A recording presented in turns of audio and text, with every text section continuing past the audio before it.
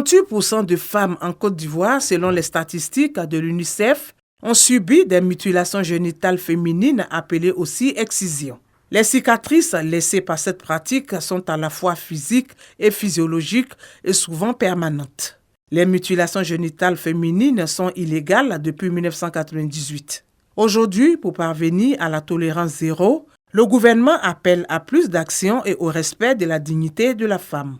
En ce jour de commémoration, je voudrais, au nom du gouvernement ivoirien, réaffirmer notre engagement indéfectible à mettre fin aux mutilations génitales féminines d'ici 2030. La Côte d'Ivoire continuera de promouvoir et de protéger la santé sexuelle et reproductive et les droits connexes des femmes et des filles. La ministre de la Femme, de la Famille et de l'Enfant, Nassénéba Touré, saisit ce 6 février, marquant la célébration de la Journée internationale de la lutte contre les mutilations génitales féminines, pour inviter à la responsabilité des jeunes en vue de mettre fin à cette pratique.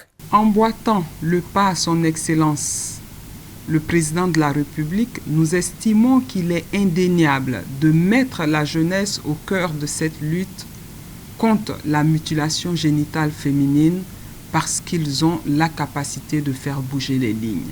Considéré comme une violation des droits de la femme et de la fille, le gouvernement engage des plaidoyers auprès des partenaires en vue de la prévention à travers des campagnes de sensibilisation en Côte d'Ivoire, notamment dans les zones nord et ouest.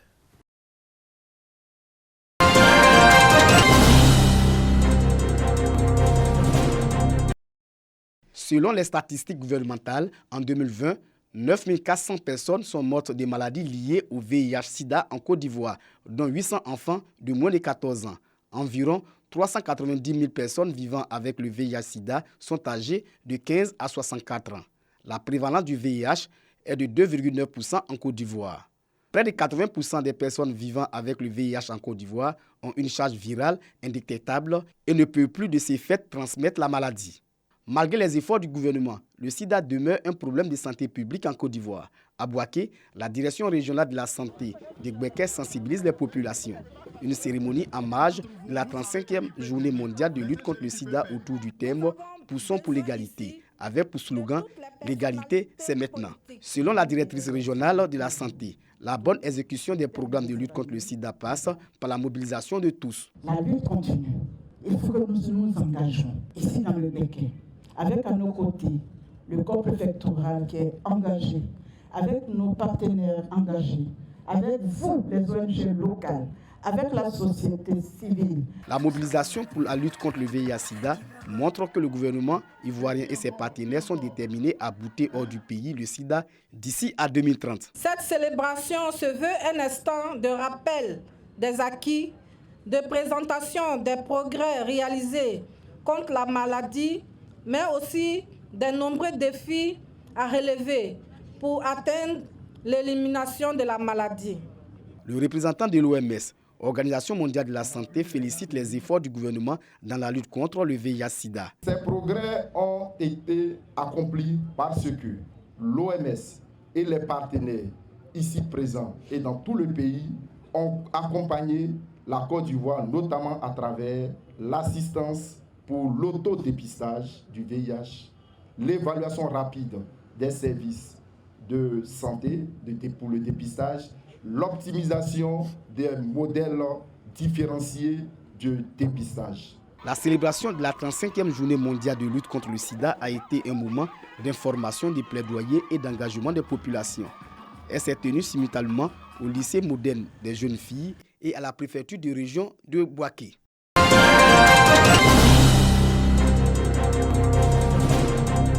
Commune du Plateau, ambiance particulière au musée des civilisations. Le Mawloud, célébration de l'anniversaire de la naissance du prophète Mohamed, est commémoré par le cercle de réflexion indépendante du Plateau. Vie du prophète, enseignement doctrinal, les fidèles sont instruits par les guides religieux.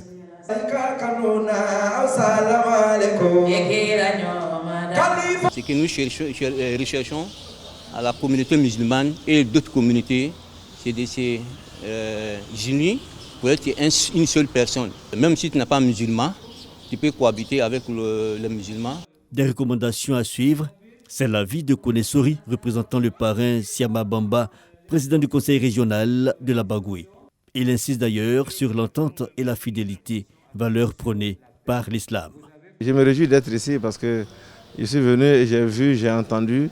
Je suis satisfait de tout ce qui a été dit. C'est vraiment très très intéressant de participer à cette cérémonie qui donne une bonne conduite à tous ceux qui participent et qui ramène les gens à s'aimer. Le thème de cette 4e édition du Maouloud au plateau, la paix, la cohésion et l'harmonie pour une Côte d'Ivoire meilleure et unie.